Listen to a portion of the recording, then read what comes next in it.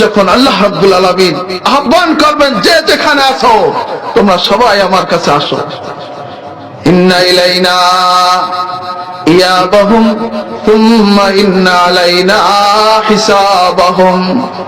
আল্লাহ বলেন এখন আযান হয়, মুয়াজ্জিন বলে হাইয়া আলাস সালাহ, হাইয়া আলাস সালাহ, আসো আসো নামাজের দিকে আসো। আযান দেয় কিনা মুয়াজ্জিন? যদিও এই কণ্ঠ মুয়াজ্জিনের, কিন্তু আহ্বানকারীকে আল্লাহ।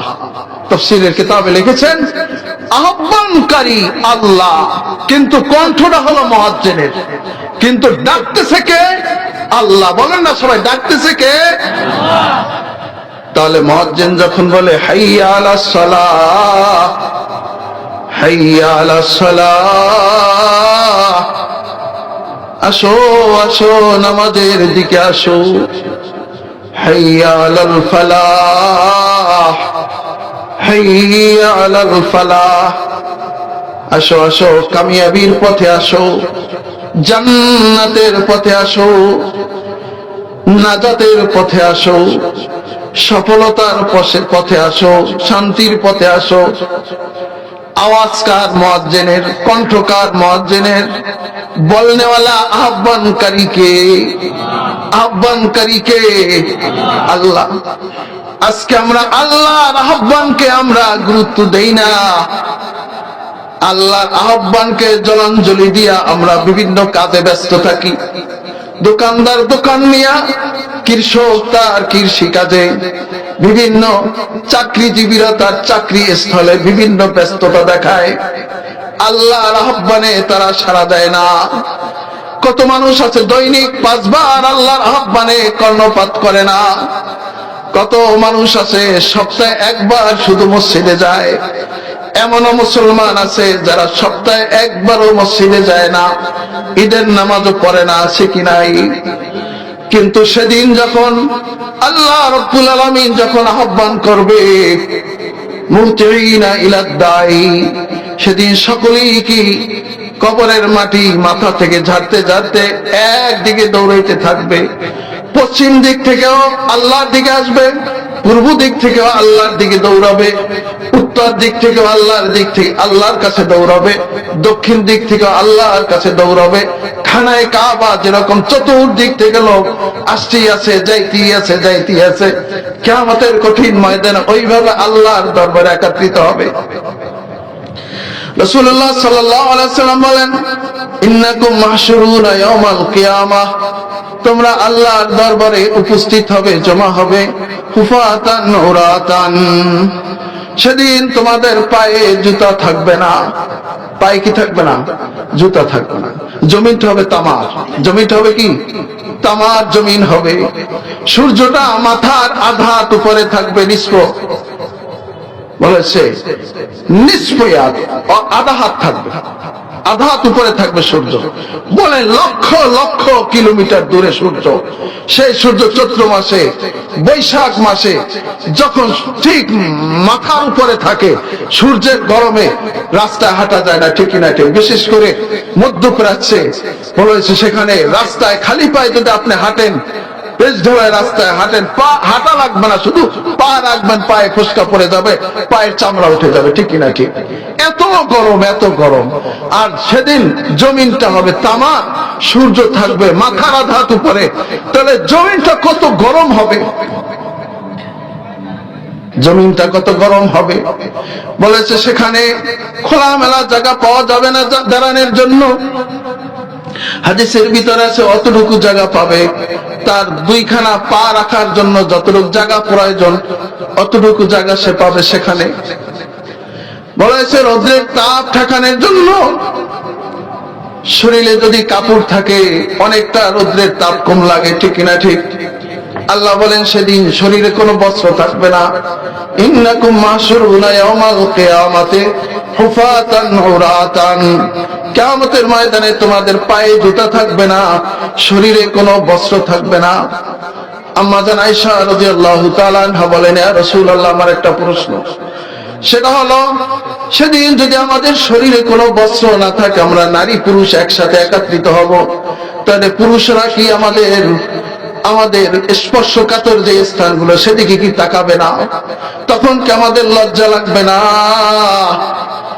হুজুর সাল্লাল্লাহু আলাইহি সাল্লাম বলেন, আয়েশা তুমি বলো কি 50,000 বছর মানুষ সেখানে দাঁড়াবে, সকলের চোখগুলি থাকবে আকাশের দিকে, আসমানের দিকে। বলেছে তাদের চোখগুলি থাকবে, মনে হয় যেন তারা সুকারা, মনে হয় যেন তারা গাঞ্জা খেয়ে মদ খেয়ে চোখ লাল হয়েছে। আল্লাহ বলেন আমা হুম বিসুকারা ওয়ালাকিন্না আযাবাল্লাহি শাদীদ। তাদের চোখগুলো যে লাল টকটক হয়ে যাবে, এটা কোনো নেশা পান করে না, গাঞ্জা খেয়ে না, বরং আল্লাহর আযাব দেখে তাদের চোখগুলি ভয়ে লাল হয়ে যাবে। সেদিন এমন পরিস্থিতি, এমন বিভীষিকাময় অবস্থা হবে, আল্লাহ রাব্বুল আলামিন আদমকে ডেকে বলবে, আদম তুমি মানুষদের ভিতর থেকে প্রতি 1000-এর ভিতরে, প্রতি 1000-এ 999 জনকে তুমি বের করে তুমি তাদেরকে তোমার নিজ হাতে জাহান্নামে পৌঁছে দাও। আদম প্রত্যেক 1000-এ 999 জনকে তুমি কি করো, নিজ হাতে তুমি জাহান্নামে পৌঁছে দাও। এই অবস্থা যখন মানুষেরা দেখবে, সেদিন নবজাতক শিশু এই দৃশ্য দেখে তার দাড়ি চুল পেকে সে বৃদ্ধ হয়ে যাবে। আল্লাহ বলেন ফাকাইফা তাত্তাকুনা ইন কাফারতুম ইয়াওমা ইয়াজালুল বিলদানা শিবা। তোমরা নিজেকে কিভাবে রক্ষা করবে, তুমি নিজেকে কিভাবে কাল কিয়ামতের সেই কঠিন দিবসে নিজেকে বাঁচাবে, তুমি যদি আল্লাহর নাফরমানি করো। যেদিন নবজাতক শিশু কিয়ামতের ভয়াবহ দৃশ্য দেখে তার দাড়ি চুল গজাইয়া সে বৃদ্ধ হয়ে যাবে, যেদিন কিয়ামতের বিভীষিকাময় অবস্থা দেখে গর্ভবতী মা তার গর্ভপাত হয়ে যাবে, দুধের শিশু মা দুধের শিশুর কথা ভুলে যাবে। ফাকাইফা তাত্তাকুন ইন কাফারতুম ইয়াওমা ইয়াজালুল বিলদানা শিবা। ও আয়েশা, কিয়ামতের ময়দান এত কঠিন থেকে কঠিন হবে, 50,000 বছর কেটে যাবে। এই 50,000 বছরের ভিতরে কোন মানুষ নিচের দিকে একটু কারো দিকে নজর দেওয়ার সুযোগ পাবে না। লজ্জার কি বিষয়, লজ্জা আবার কোন সময় হবে? কেউ তো তাকাবারই সুযোগ পাবে না। নবীজি বলেন এমন অবস্থা হবে, পানি পানি করবে উম্মত। মানুষ কিয়ামতের গরমে, ময়দানের গরমে পানি পানি করবে, পানির পিপাসায় বুক শুকিয়ে যাবে। বলেছে গরমে কারো ঘাম শরীর থেকে বেয়ে কারো ঘাম এই গিরা পর্যন্ত উঠে যাবে, কারো ঘামে তার হাঁটু পর্যন্ত ভিজে যাবে, কারো ঘামে তার মাজা পর্যন্ত ডুবে যাবে। নবীজি বলেন কারো সিনা বরাবর ঘামে ডুবে যাবে, কেউ গলা বরাবর ঘামে ডুবে যাবে। সেদিন পানির পিপাসায় জিহ্বা জ্বলে যাবে। নবীজি বলেন সূরাতুল কাউসারের তাফসীর আপনারা দেখবেন, সূরাতুল কাউসারের তাফসীরে নবীজি বলেন কারো জিহ্বাটা পানির পিপাসায় সিনা বরাবর ঝুলে যাবে, কারো জিহ্বাটা নাভি বরাবর ঝুলে যাবে, কারো জিহ্বা মাজা বরাবর, কারো জিহ্বা হাঁটু বরাবর ঝুলে যাবে, কারো জিহ্বাটা মাটি পর্যন্ত ঝুলে যাবে, পানি পানি করবে। নবীজি বলেন সেদিন সর্বপ্রথম সবাই উলঙ্গ, সর্বপ্রথম যাকে বস্ত্র পরিধান করানো হবে, জোড়া পরিধান করা হবে। আউয়ালু মা ইউকসা ইয়াউমাল কিয়ামাতি ইব্রাহিম খলিলুল্লাহ। সর্বপ্রথম কাপড় পরানো হবে ইব্রাহিম খলিলুল্লাহ, ইব্রাহিম আলাইহিস সালামকে। কিপ্তি অর্থাৎ সুতার তৈরি এক জোড়া কাপড় তাকে পরানো হবে। সর্বপ্রথম কেন পড়ানো হবে? দিনের জন্য, ইসলামের জন্য। সব নবীরা কষ্ট করেছেন, কোন নবীকে ইসলামের জন্য তার শরীর থেকে লোহার চিরুনি দিয়া খুবলে খুবলে তার শরীর থেকে গোশত বের করা হয়েছে। কোন নবীকে তার হাড্ডি গুড্ডি ভেঙে দেওয়া হয়েছে। কোন নবীকে জ্বলন্ত তেল ভর্তি করার ভিতরে তাকে ভুনা করা হয়েছে। কোন নবীকে গাছ দিয়ে গাছের ভিতরে আশ্রয় নিয়েছে, করাত দিয়ে গাছকে দ্বিখণ্ডিত করেছে, তাকে মাথা থেকে পা পর্যন্ত দ্বিখণ্ড হয়ে গেছে। বিভিন্ন নবীকে বিভিন্ন ভাবে আযাব দেওয়া হয়েছে, তার কওমের লোকেরা শাস্তি দিয়েছে। কিন্তু ইসলামের কারণে কোন নবীকে, ইব্রাহিম আলাইহিস সালাম ছাড়া কোন নবীকে উলঙ্গ করে আগুনে নিক্ষেপ করা হয় নাই। ইসলামের কারণে শুধু ইব্রাহিম আলাইহিস সালামের শরীর থেকে বস্ত্র খুলে ফেলানো হয়েছিল, তাকে দিগম্বর করা হয়েছিল। এই সম্মানার্থে সর্বপ্রথম কিয়ামতের ময়দানে ইব্রাহিম খলিলুল্লাহকে কাপড় পরানো হবে। নবীজি বলেন, ও আমার উম্মত, সেদিন আমাকে ইয়ামানি, হিব্রানি দুইটা কাপড় পরানো হবে, এত দামি কাপড় পরানো হবে। লা ইয়াকুমুন বাশারু, যেই কাপড়ের দাম পৃথিবীর সমস্ত মানুষ মিলে ওই এক জোড়া কাপড়ের দাম দিতে পারবে না। আমাকে এত দামি কাপড় পরানো হবে। কিতাবের ভিতরে লেখে ইব্রাহিম খলিলুল্লাহকে আরশ আজিমের ডান পাশে বসানো হবে কুরসির ভিতরে। নবীজি বলেন, ইব্রাহিমকে সেদিন এত সম্মান দেওয়া হবে, তাকে আরশ আজিমের ডান পাশে বসানো হবে। কারণ ইব্রাহিম আলাইহিস সালাম দোয়া করেছিল, রব্বি লা তুখজিনি ইয়াউমাল কিয়ামা, ইয়া রাব্বুল আলামিন, আপনি আমাকে জাতির পিতা হিসাবে সম্মান দিয়েছেন, সম্মানিত করেছেন, আমাকে আপনি জাতির পিতা ঘোষণা করেছেন। সুতরাং কিয়ামতের কঠিন ময়দানে আওলাদের সামনে, সন্তানদের সামনে আমাকে অপমান করবেন না। এজন্য আল্লাহ রাব্বুল আলামিন ইব্রাহিম খলিলুল্লাহকে সম্মানিত করবেন, আরশ আজিমের ডান পাশে তাকে বসতে দিবেন। নবীজি বলেন, আর আমাকে আল্লাহ রাব্বুল আলামিন সাকির তাহতা সাকির আরশে, আরশ আজিমের যেই খুঁটি থাকবে সেই খুঁটির নিচে বসার সুযোগ আল্লাহ আমাকে দিয়ে দিবেন। ইব্রাহিম খলিলুল্লাহ বসা, নবীরাও বসা। ইতির ভিতরে বাম পাশ দিয়া ইব্রাহিম খলিলুল্লাহ আরশ আজিমের ডান পাশে বসা। বুখারী শরীফের রায়ের বাম পাশ দিয়া ইব্রাহিম আলাইহিস সালামের পিতাকে জাহান্নামের ফেরেশতারা দড়ি লাগাইয়া শিকল দিয়া বেঁধে বিভৎস অবস্থায় তাকে নিয়ে যাচ্ছে টেনে টেনে। সামনে ফেরেশতারা টানতেছে, পিছন থেকে ধাক্কা দিতেছে। ইব্রাহিম খলিলুল্লাহ সিজদায় পড়ে যাবে। ইয়া রাব্বুল আলামিন, আপনি না বলেছেন লা তুকসিনি ইয়াউমাল কিয়ামা, আপনি তো ওয়াদা করেছেন কিয়ামতের কঠিন ময়দানে আমি জাতির পিতা, আমি ইব্রাহিমকে আপনি অপমান করবেন না, লজ্জিত করবেন না। ইয়া রাব্বুল আলামিন, এর সে অপমান কি হতে পারে?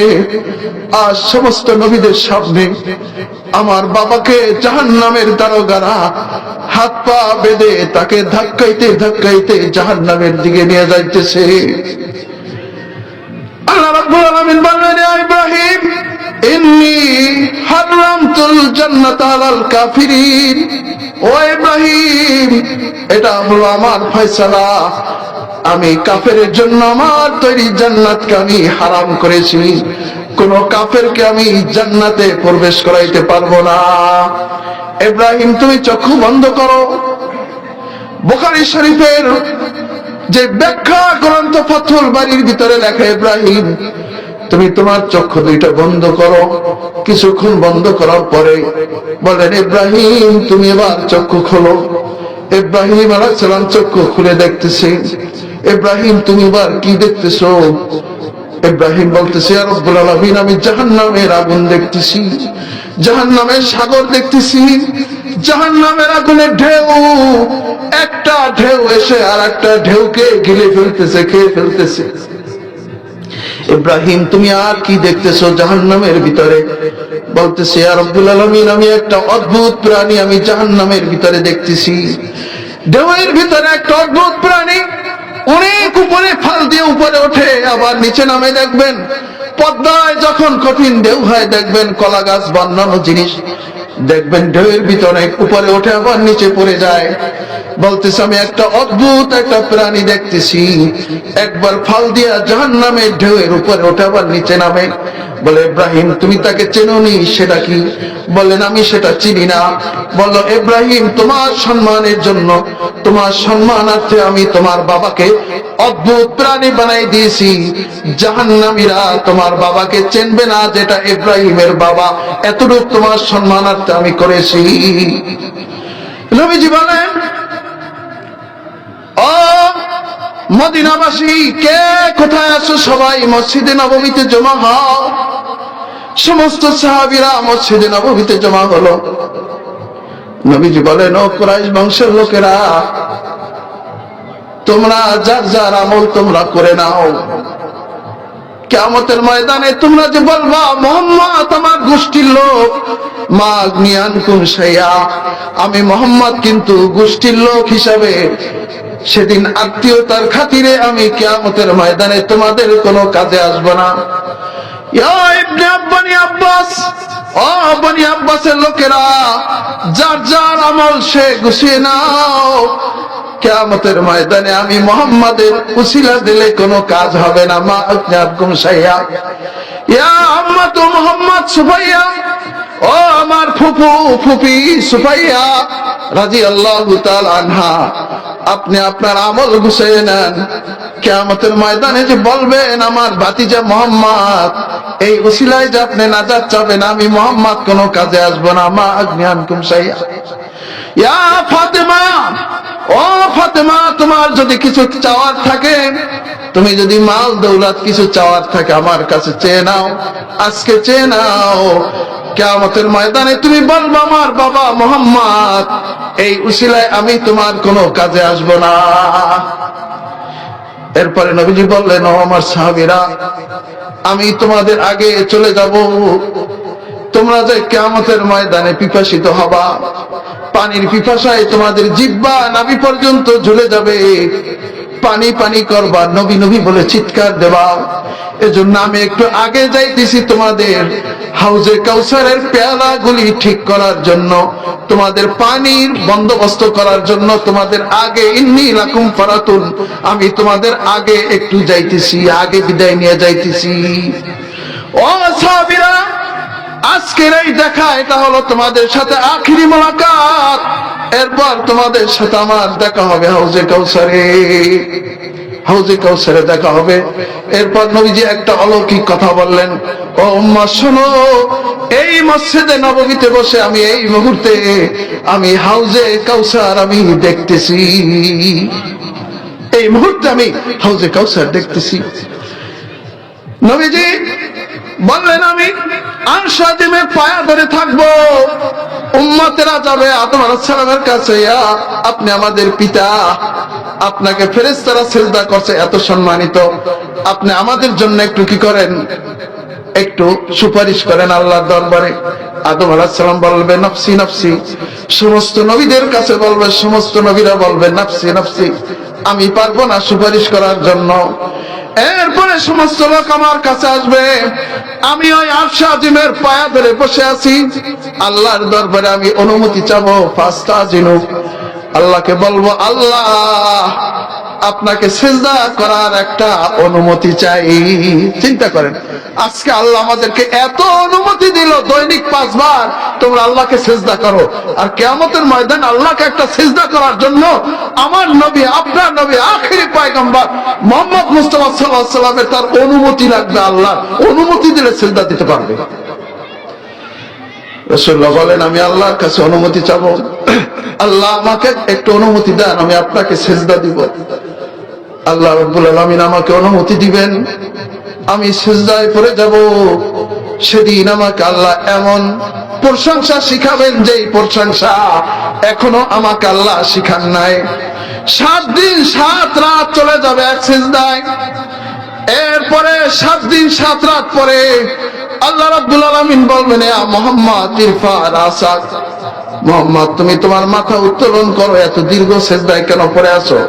সালতুতা, তুমি যা চাবা তাই তোমাকে দিব। ইসপাত সাফা, তুমি যার ব্যাপারে সুপারিশ করবা তোমার সুপারিশ আমি কবুল করব।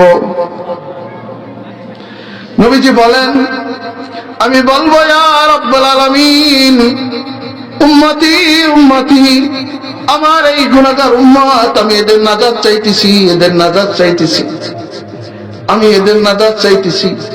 ফায়ুহাদ্দুলি হাদ্দান, বুখারী শরীফে আছে, আমাকে একটা সীমানা করে দেওয়া হবে, এই সীমানার ভিতরে যারা আছে তাদেরকে তুমি পার করে জান্নাতে পৌঁছে দাও। কিন্তু নবীজির ইচ্ছা মতো কাউকে যে যারে যারে খুশি তারে তারে নিয়ে যাও এরকম না, আল্লাহ একটা সীমানা করে দিবে। ফায়ুহাদ্দুলি হাদ্দান, সীমানা করে দেওয়া হবে, সেই সীমানার ভিতরে যারা আছে তাদেরকে তুমি পার করে দাও, তাদেরকে পার করতে পারবে। এজন্য আমরা অনেকে বলি না যে তুই আমার কোমর ধরে থাকিস, আমার পিছনে থাকিস, ইনশাল্লাহ আমি তোরে পার করে দেব। আরে আমার পার হবে কিনা? হ্যাঁ, তুমি আবার কারে পার করো? নবী, নবী সে কাউকে ইচ্ছা মতো পার করতে পারবে না। আল্লাহ যাদেরকে অনুমতি দেবে যে এলাকা বলে এই ৪ সেন এলাকায় যারা আছে তাদেরকে তুমি পাঠাও। এইভাবে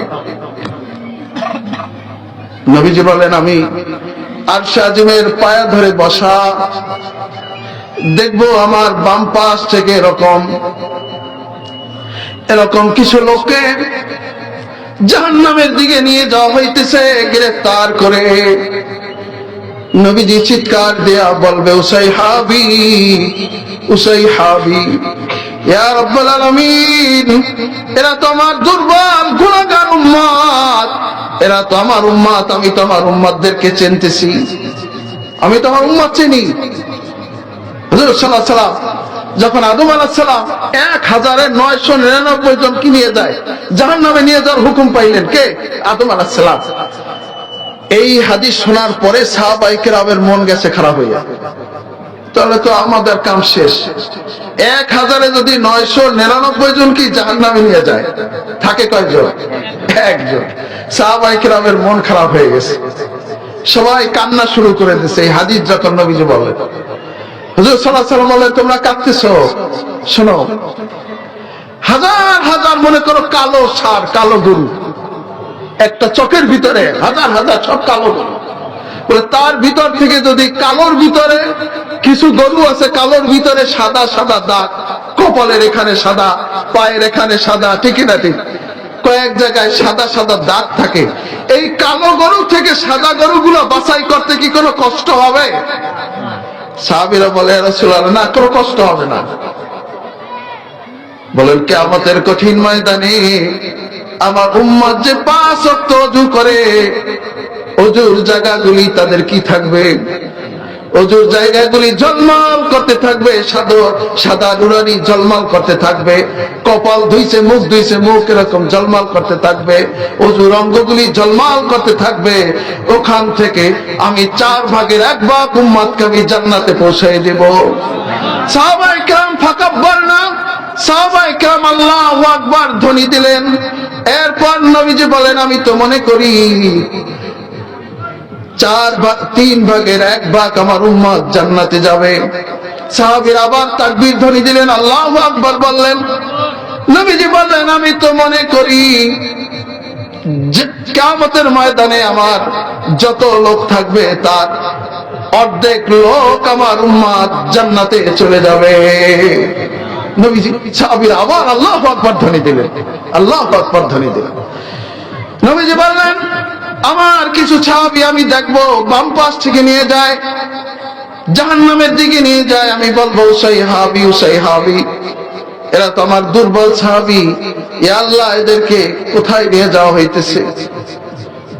তখন ফেরেশতারা বলবে, আল্লাহর পক্ষ থেকে আপনি জানেন না, আপনার এই উম্মত আপনি চলে আসার পরে ধর্মকে তারা ব্যবহার করেছে, ধর্মকে তারা যা ইচ্ছা তাই করেছে, ধর্মকে নিজের হাতের মুঠায় নিজের ধর্ম বানাইছে, তৈরি করেছে, যা ইচ্ছা তাই করেছে, নাম দিয়েছে ইসলাম, কিন্তু তার দিলের ভিতরে প্রেম ছিল ইহুদি নাসারার, আছে কি নাই?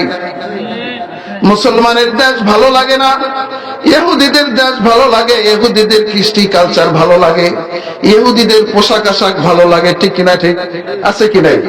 মান তাসাব্বাহা বিকওমিন ফাহুয়া মিনহুম। নবীজি বলেন, আমার উম্মত হয়ে যদি কেউ অন্য কোন ধর্মের, অন্য কোন জাতির যদি সাদৃশ্যতা অবলম্বন করে, সে আমার উম্মত থাকবে না, সে ওই দলে চলে যাবে। হে নবী, আপনি তো জানেন না, আপনি আসার পরে কত ধর্মকে বিকৃতি করেছে। নাম মুসলমান, পোশাকে ইহুদি নাসারা, আছে কি নাই? নাম মুসলমান, পোশাকে ইহুদি নাসারা। বলেন তো, মুসলমানের তরিকার ভিতরে মেয়েদের জন্য গেঞ্জি আর প্যান্ট পরা, এটা কি মুসলমানের পোশাক? এটা কি নবীর উম্মতের পোশাক? আজকে আমার মেয়েরা, আমার ঘরের মহিলারা আজকে ইহুদি নাসারা পোশাক পরতেছে, গেঞ্জি পরে বের হইতেছে, প্যান্ট পরে বের হইতেছে, মাথা খোলা বের হইতেছে। অথচ যারা মুসলমান, যারা মুমিন, এমনকি নবীকে পর্যন্ত আল্লাহ কি বলেছেন শুনুন। আল্লাহ বলেন, ইয়া আইয়ুহান নবী কুল্লি আজওয়াজিকা ওয়া বানাতিকা ওয়া নিসাইল মুমিনিন ইউদনিনা আলাইহিন্না মিন জালাবিবিহিন্না। হে নবী, আপনি হলেন সাহেবে মেরাজ। কোন নবীর মেরাজ হয় নাই, আমাদের নবীর সরাসরি মেরাজ হয়ে সরাসরি আল্লাহর সামনে আত্তাহিয়াতুর সূরাতে কে বসেছে? মুহাম্মদ মুস্তাফা বসেছে, ঠিক কিনা? ঠিক। দানা ফাতাত আল্লাহ ফাকানা কাবা কাউসাইন। বলে একটা তীর ধনুক যেরকম তীর যদি টান দেয়, দুই পাশের বাঁশ একেবারে কাছাকাছি হয়ে যায়, আল্লাহ এবং তার রাসূল ওইভাবে কাছাকাছি সামনাসামনি বসেছেন। হে নবী, আপনি হলেন সাইয়্যিদুল আউয়ালিন ওয়াল আখিরিন, সমস্ত নবীদের সর্দার। আপনি হলেন ইমামে কুলজাহা, সমস্ত নবীদের ইমাম, ফেরেশতাদের ইমাম, জিন্নাতের ইমাম, সমস্ত মাখলুকাতের ইমাম। কিন্তু আপনার ঘরের মহিলাদের পর্দা কি নাই? মাপ নাই। এত বড় নবী হওয়া সত্ত্বেও আপনি আপনার স্ত্রী উম্মে সালমা, উম্মে হাবিবা, জাইনব, আয়েশা, এরকম জুয়াইরিয়া, সাউদা যারা আছে, হাফসা, সকলকে আপনি বলে দিন তারা যেন সব সময় পর্দার ভিতরে থাকে, তারা যেন ঘরের ভিতরে থাকে। অপরিহার্য কারণে তাদের যদি ঘর থেকে বের হয়ে ডাক্তারখানা যেতে হয়, হাসপাতালে যেতে হয়, বাজারে যেতে হয়, তাহলে তারা যেন মাথা থেকে পা পর্যন্ত ঢেকে তারপরে যেন বের হয়। নবীর স্ত্রী হইল পর্দা মাপ নাই, ঠিক না? ঠিক। হ্যাঁ নবী, কুল্লি আজওয়াজিকা ওয়া বানাতিকা, আপনার মেয়ে জয়নব, আপনার মেয়ে রুকাইয়া, আপনার মেয়ে উম্মে কুলসুম, আপনার মেয়ে জান্নাতের সর্দারনি খাতুনে জান্নাত ফাতেমাকে বলুন তারা যেন পর্দায় থাকে। ঘর থেকে তাদের যদি বের হতেই হয়, মাথা থেকে পা পর্যন্ত ঢেকে, চাদর দ্বারা ঢেকে যেন তারা ঘর থেকে বের হয়। হে নবী, আপনার যত উম্মত আছে, মুমিন মুসলমান উম্মত যারা আছে, মুসলমান যারা আছে, ওয়া নিসাইল মুমিনিন, সূরা আহজাবের ভিতর আপনারা দেখেন, হে নবী মুমিনদের স্ত্রীদেরকে বলেন, মুমিনদের ঘরে যে সমস্ত মহিলারা আছে তাদেরকে বলেন, তারা যদি অপরিহার্য কারণে ঘর থেকে বের হতে হয়, মাথা থেকে পা পর্যন্ত ঢেকে যেন বের হয়। পর্দার কথা আছে কি নাই? আজকে দেখেন ধর্মকে, আজকে মহিলারা বলতেছে আমরা মুসলমান, মারা গেলে তাদেরকে দাফন করা হয় ইসলামী তরিকায়, 5টা কাপড় দেওয়া হয়, ঠিক না? ঠিক। মহিলাদেরকে কয়টা কাপড় দেওয়া হয়? 5টা কাপড় দাফন করা হয়, মুসলমানের গোরস্থানে দাফন করা হয়। অথচ আজকে আমার মা বোনেরা একেবারে বেপর্দা হয়ে যাইতেছে, একেবারে বেপর্দা হয়ে যায়। আজকে এই বেপর্দার কুফলে, এই বেপর্দার কুফলে আজকে আমরা জ্বলতেছি, আমাদের ঘরগুলো আজকে জাহান্নাম হয়ে গেছে বেপর্দার কুফলে। বলে কিভাবে? কিভাবে? আজকে এই বেপর্দার কারণে একটা লোকের 4টা মেয়ে, কয়টা মেয়ে? 4টা মেয়ে। বড় মেয়েটা বিবাহ দিছে, বড় মেয়েটা বিবাহ দিছে, সেই ঘরে 2টা সন্তান হয়েছে। একেবারে তাজা খবর বলতেছি, তাজা, কোনো বাসি খবর না, তাজা খবর। বড় মেয়েটা বিবাহ দিচ্ছে, দেখেন ঘরে পর্দা নাই, দুলাভাইয়ের সাথে পর্দা করা লাগে না? পর্দা কি জিনিস জানি না মুসলমান। দুলাভাই তার সাথে দেখা দেওয়া যায়। আজকে গায়ে হলুদের নামে যা হইতেছে আমাদের দেশে, এত অন ইসলামিক কাজ, অমানসিক কাজ, মানুষত্বহীন এত বর্বরতা হইতেছে গায়ে হলুদের নামে, যা আইয়ামে জাহিলিয়াতের যুগেও যা হয় নাই। এত নাজায়েজ আর হারাম কাজ গায়ে হলুদের নামে আমার দেশে হইতেছে, মুসলমান সমাজে হইতেছে। আল্লাহ আল্লাহ, এই ঘরে কোনো পর্দা নাই, দুলাভাই কোনো পর্দা নাই। এই বেপরদার কারণে ছোট্ট মেয়েটা ওই দুলাভাইয়ের সাথে অবৈধ সম্পর্ক হয়ে ওই দুলাভাইয়ের হাত ধরে ছোট মেয়েটা বের হয়ে চলে গেছে। বড় মেয়ে যার স্ত্রী, সে এই শোক সহ্য করতে না পেরে আত্মহত্যা করে মারা গেছে। এখন বলেন তো, এই ছোট্ট দুইটা ছেলে মেয়ে কে লালন পালন করবে? ওর মা হারা হয়ে গেল, বাপ থাকতো এতিম হয়ে গেল। এখন আসেন, এই মাঝখানে যে দুইটা মেয়ে আছে, এরা তো ছোট্ট মেয়ে, 4 নম্বর মেয়ে। এখন যে 2 নম্বর মেয়ে, এই দুইটা মেয়ে কে বিবাহ করবে বলেন? এই ঘরটাও জাহান্নাম, ওই ঘরটাও জাহান্নাম হয়ে গেছে। আজকে বেপরদা।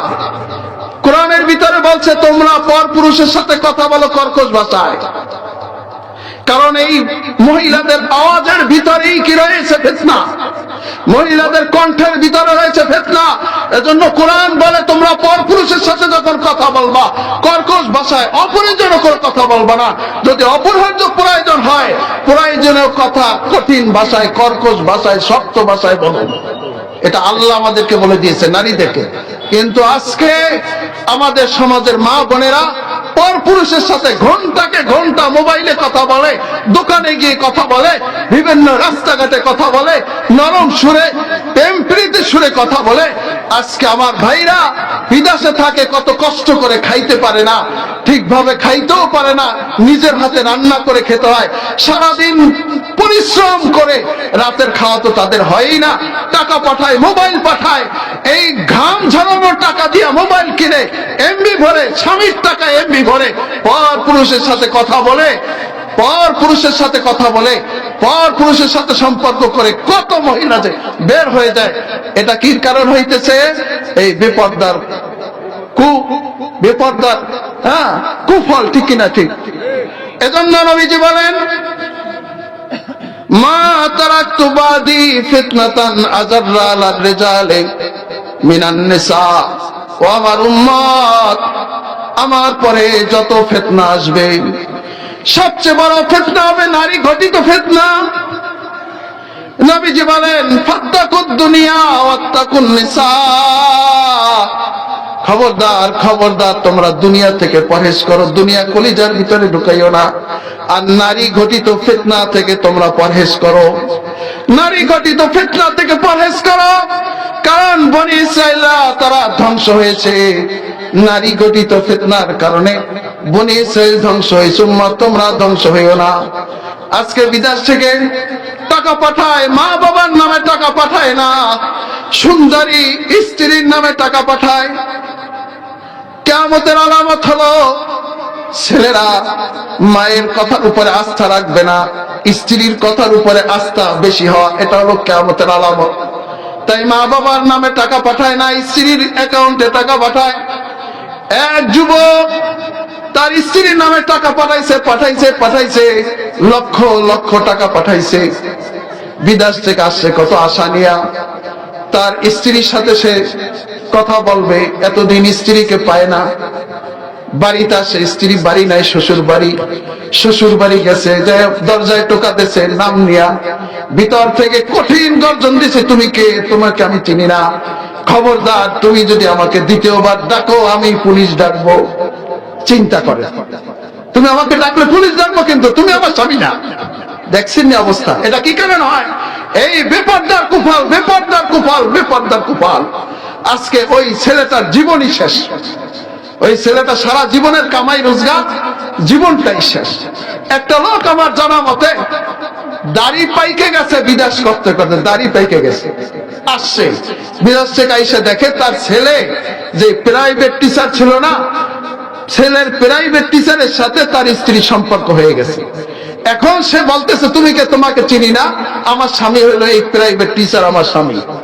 তুমি এতটুক পারো, তুমি আলাদা পাকশাক করে যদি খাও তাহলে এই ঘরে থাকতে পারবা না, ঘর থেকে নেমে যাও, এই ঘর আমার। আরে আমি চাক্ষুষ বলতেছি, কোনো শোনা ঘটনা না, আমি নাম ঠিকানা পর্যন্ত বলতে পারবো। এটা কিসের কারণে? বেপরদার কারণে, বেপরদার কারণে। এজন্য যুবক ভাইরা, সব শ্রেণীর ভাইদেরকে আমি বলতেছি, পর্দা পর্দা পর্দা ফরজ, পর্দা ফরজ। নারীদেরকে পর্দায় রাখেন, নারীদেরকে পর্দায় রাখেন, নারীদেরকে বোরকা বানাই দেন, নারীদেরকে বেপর্দা রাখেন না।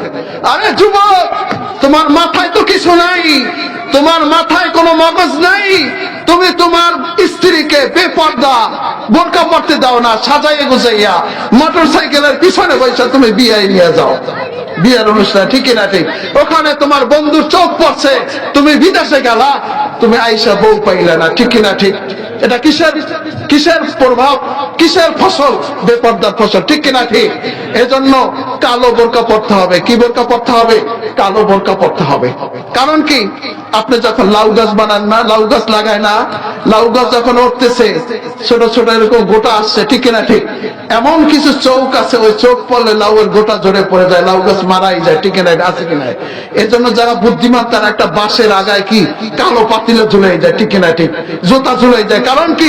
ওই কালো পাতিলার দিকে চোখ লাগলে ওর চোখের যে কুপ্রভাবটা, আসর, অ্যাকশন, রিয়াকশনটা অন্য দিক টসকে যাবে, ঠিক কিনা ঠিক? এমনি করে দেখবেন, এমনি করে দেখবেন যে যখন গাভিন গরু আছে না, গাভিন গরু মানুষের চোখ পড়লে ওই গাভিন বাচ্চা ঝরে পড়ে যায়। এজন্য কালো ফিতা, কালো রশি লাগায় গলার ভিতরে, ঠিক না ঠিক? তাহলে চোখের পাওয়ার যদি এত কুপ্রভাব হয় যে লাউ গাছ ঝরে যায়, গাভিন বাচ্চা ঝরে যায়, পিঠে হয় না, নারকেল ঝরে যায়, তাহলে ওই কুদৃষ্টিতে যদি পুরুষেরা নারীর চেহারার দিকে তাকায়, নারীর চেহারাও এরকম বদসুরত হয়ে যায়, ঠিক কিনা ঠিক? এজন্য কালো বোরকা পড়তে হবে, রঙিন বোরকা, ফ্যাশন বোরকা পড়লে হবে না। বোরকা দিয়ে আবার এখানে একটা রশি লাগায়, ঠিক কিনা ঠিক? বোরকাই একটা ফ্যাশন, ওই ফ্যাশনের বোরকা হবে না। কালো বোরকা, ঢিলা ঢালা বোরকা, যেই বোরকা মুখ ঢাকা থাকবে, আপাদমস্তক ঢাকা থাকবে, ওই বোরকা পড়তে হবে। যদি অপরিহার্য প্রয়োজনে নারীদেরকে ঘর থেকে বের হতেই হয়, ঠিক না ঠিক? অন্যথায় নারীরা কোথায় থাকবে? ঘরে থাকবে। অকারণা ফি বুয়ুতিকুন্না, আল্লাহ বলেন, ও নারীরা তোমরা তোমাদের ঘরে থাকো। বিয়ার আগে বাবার ঘরে, বিয়ার পরে স্বামীর ঘরে থাকো, স্বামীর ঘরে অবস্থান করো। নারীদের জন্য আজকে আমাদের গ্রামে গ্রামে বৈঠক হয়, নারীরা ওয়াজ করে। নারীরা কি করে? ওয়াজ করে, গ্রামে গ্রামে ওয়াজ করে না, তালিম করে। এটাও জায়েজ নাই। নারীদেরকে এই তালিম